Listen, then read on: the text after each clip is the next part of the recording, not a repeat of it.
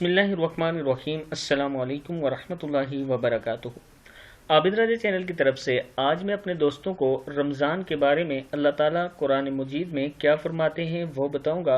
उसके साथ अपने दोस्तों से ये भी रिक्वेस्ट करूंगा कि रमज़ान आ रहा है, इसकी तैयारी शुरू कर दें। तो स्टार्ट करते हैं आज का लेसन। बिस्मिल्लाहिर्रहमानिर्रहीम। अय्यामम मादूदात, गिनती के चंद दिन। माह रमज़ान बड़ी तमन्नाओं और इंतज़ार के बाद आता है, मगर फिर भी बड़ी तेजी से गुजर जाता है। पाक है वो ज़ात जिसने अपनी किताब कुरान मजीद में माह सियाम यानी माह रमज़ान का जिक्र खैर अय्यामम मादूदात, गिनती के चंद दिनों से फरमाया।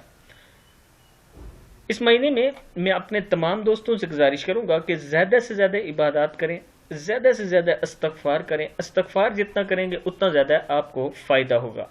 नमाज 5 वक्त की पढ़ें और सही तरीके से खुशू और खुजू के साथ पढ़ें।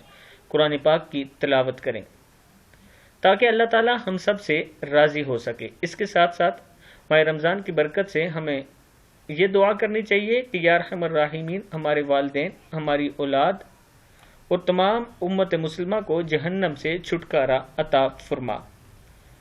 रमज़ान में आपने 5 वक्त की नमाज पढ़नी है, तिलावत करनी है और इस्तग़फ़ार कसरत से पढ़ना है ताकि अल्लाह ताला इस वबा से हम सबको बचाएं और हमारी जान छूटे।